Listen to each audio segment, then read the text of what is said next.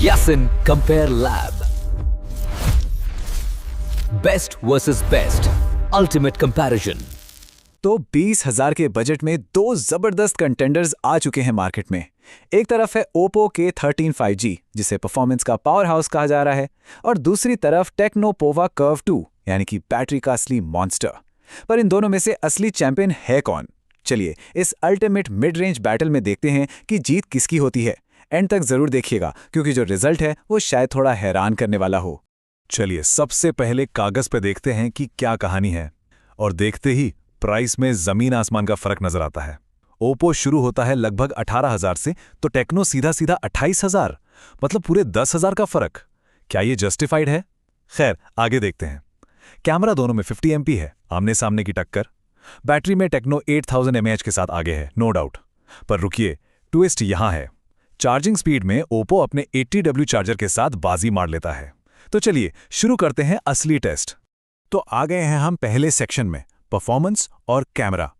यहां हम सिर्फ नंबर्स की बात नहीं करेंगे, यहां बात होगी असली रियल वर्ल्ड एक्सपीरियंस की।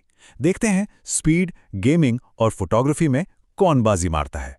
डिजाइन की बात करें ना, तो दोनों फोन्स की फिलॉसफी बिल्कुल अलग है। Oppo K13 एक प्रैक्टिकल नो नॉनसेंस फोन है। Flat 6.77 inch AMOLED display, 120 hertz refresh rate के साथ और IP65 रेटिंग भी। वहीं दूसरी तरफ टेक्नो पोवा कर्व 2 एक प्रीमियम, थोड़ा शो ऑफ वाला फील देता है। 6.78 इंच का बड़ा कर्व्ड एमोलेड डिस्प्ले है और थोड़ा सा बेहतर 144 हर्ट्ज का रिफ्रेश रेट। तो यहाँ चॉइस पर्सनल है, एक प्रैक्टिकल फ्लैट स्क्रीन चाहिए या एक premium curved feel. Okay, performance time. देखो, ऑन पेपर नंबर्स एक अलग ही कहानी कहते हैं। AnTuTu स्कोर्स में टेक्नो थोड़ा सा आगे निकल जाता है, पर असली सवाल तो ये है कि क्या ये एक्स्ट्रा पावर, ये एक्स्ट्रा पॉइंट्स रियल लाइफ में, डे टू डे यूज में, गेमिंग में सच में फील होते हैं? चलिए पता लगाते हैं। और जैसे ही हम बेंचमार्क से असली यूजर एक्सपीरियंस पर आते हैं, पूरी कहानी पलट जाती है। Oppo K13 के यूजर्स ने कुछ सीरियस इश्यूज रिपोर्ट किए हैं, जैसे गेम खेलते वक्त ऑडियो का कट जाना, लगातार फ्रेम ड्रॉप्स और यहां तक कि ब्लूटूथ क्वालिटी भी अच्छी नहीं है गेमिंग के दौरान। और दूसरी तरफ टेक्नो, उसका परफॉर्मेंस उसके प्राइस के हिसाब से बस एवरेज है। हेवी यूज में छोटे मोटे स्टटर्स वहां भी देखने को मिलते हैं। चलो अब कैमरा हार्डवेयर पे फोकस करते हैं। दोनों में 50 मेगापिक्सल का मेन सेंसर है, तो वहां बराबरी है। लेकिन सेल्फीज के मामले में ओप्पो अपने 16 MP कैमरे के साथ साफ आगे निकल जाता है। और एक बहुत जरूरी चीज, ओप्पो में AI क्लैरिटी टूल्स हैं, जबकि टेक्नो में OIS यानी ऑप्टिकल इमेज स्टेबलाइजेशन नहीं है।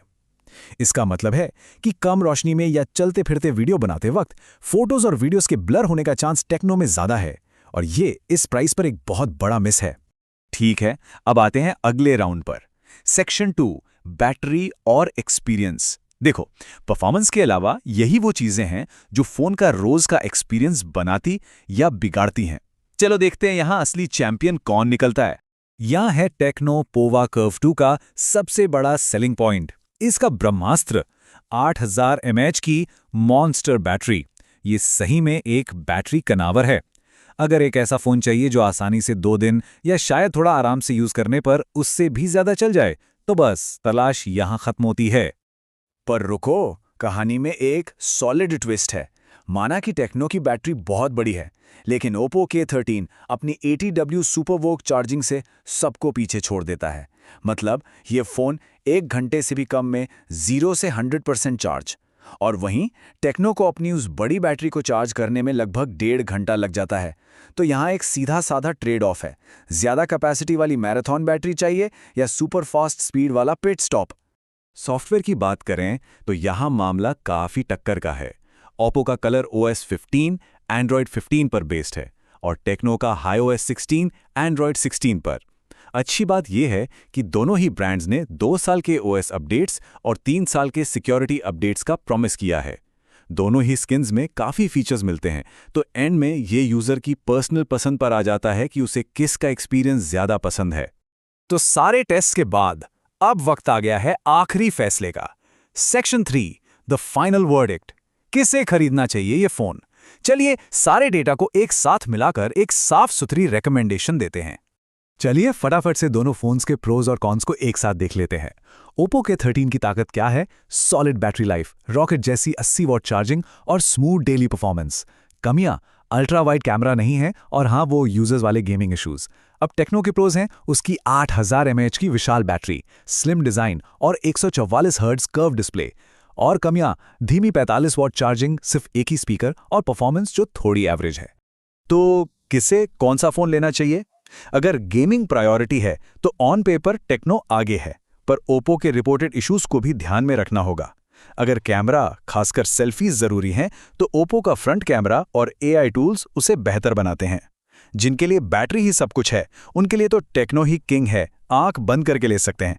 और जिनको अपना फोन झट से चार्ज करना है, वो ओप्पो के 80W चार्जर को ही चुनेंगे। और अब वो पल जिसका सबको इंतजार था। सारे फैक्टर्स को देखने के बाद बेस्ट ओवरऑल फोन का खिताब जाता है ओप्पो K13 5G को। अब सवाल उठता है क्यों? देखिए, इसका एक ही सिंपल सा रीजन है, प्राइस टू परफॉर्मेंस रेशियो, यानी कि value for money. Oppo K13 10,000 रुपये सस्ता है और 20,000 से कम में ये जो पैकेज दे रहा है, फास्ट चार्जिंग, अच्छी परफॉर्मेंस और एक बहुत सॉलिड बैटरी, वो इस प्राइस सेगमेंट में अनबीटेबल है। हाँ, इसमें कुछ कमियां जरूर हैं, पर इसकी कीमत को देखते हुए ये एक किलर डील है। तो ये था हमारा डिटेल्ड ब्रेकडाउन। लेकिन अब आपकी बारी है। कमेंट्स में बताइए इन दोनों में से आपके लिए कौन सा फोन बेहतर है, और सबसे जरूरी क्यों? आपकी जरूरत क्या है? एक मॉन्स्टर बैटरी जो खत्म ही ना हो, या सुपर फास्ट चार्जिंग जो वक्त बचाए? आपके कमेंट्स का इंतजार रहेगा।